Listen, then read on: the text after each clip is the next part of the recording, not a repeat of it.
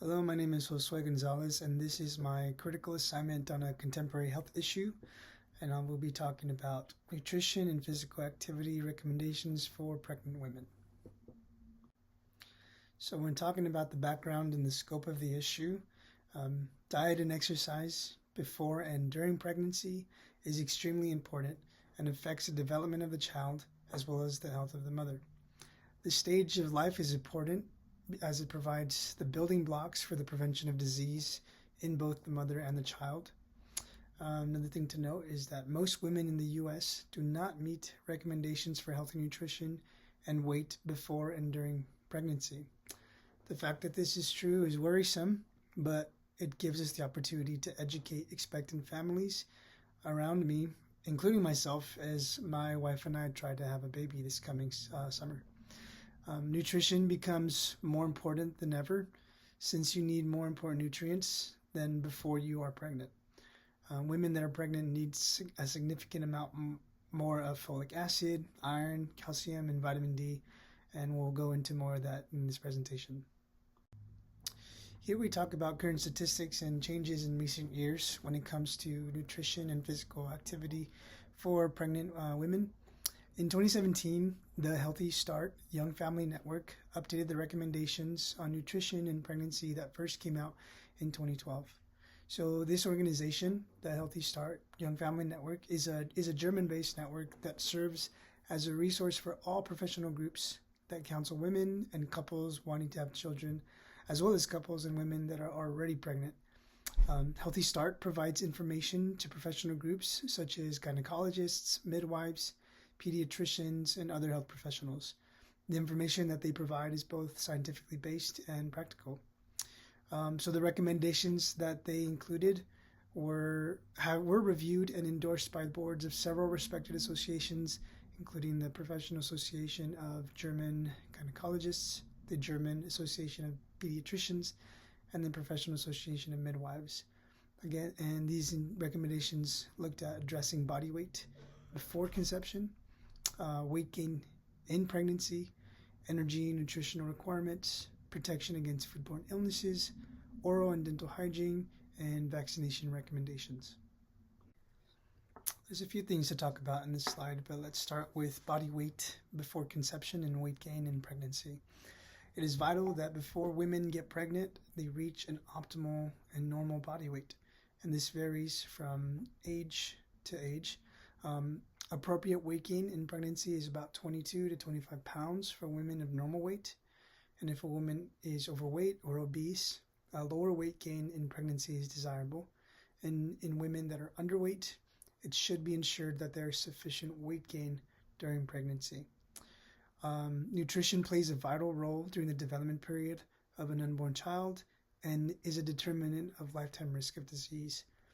Optimal nutrition can be achieved by choosing a diet on a variety of nutrient-dense whole foods that include fruits, vegetables, legumes, whole grains, and healthy fats with omega-3 fatty acids. These fatty acids include nuts, seeds, and some fish. Nutrient-rich foods should replace poor quality, highly processed foods. Healthy diets also avoid simple sugars, processed foods, and trans and saturated fats.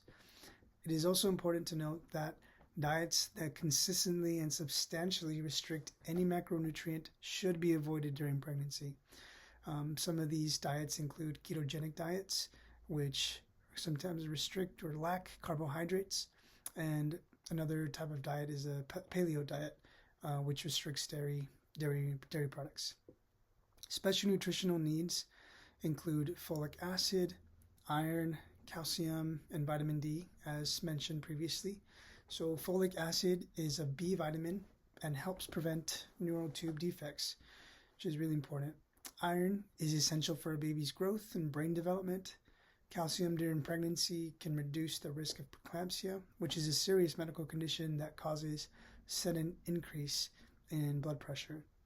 Calcium also builds up a baby's bones and teeth, and vitamin D aids in calcium to be effective in both the mother and the baby's body. Another thing to note here is that it is important to know that too much supplement of vitamins can be harmful. For example, too much vitamin A can cause birth defects. Another thing to talk through here is that women receive several benefits from physical activity during pregnancy. Some of these benefits include reduced risk of excessive gestational weight gain, reduced risk of conditions such as gestational diabetes, preterm birth, and varicose veins. And also, evidence suggests that physical activity during pregnancy is associated with reduced length of labor and delivery complications. One thing to discuss here is that traditionally women were instructed to refrain from exercise during pregnancy, but evidence has shown that this is false. Recent meta-analysis that included over 2,000 women showed that aerobic exercise and moderate intensity strength training performed 3 to 4 times per week throughout the pregnancy was not associated with an increased risk of preterm births or low birth weight. Pregnant women should be encouraged to not live a sedentary lifestyle, as this can result in obesity and cause major complications and quite possibly spontaneous abortions. Recommendations of exercising should be accompanied with specific exercises, when to begin, and which exercises are safe to perform. Nutrition is more important than ever during pregnancy, and a woman's body needs more vitamins, nutrient-dense foods, more calories, and then certain foods should be avoided as well. Pregnant women also need more protein in their diets, and healthy sources of protein include beans, eggs, lean meats, nuts, and seeds.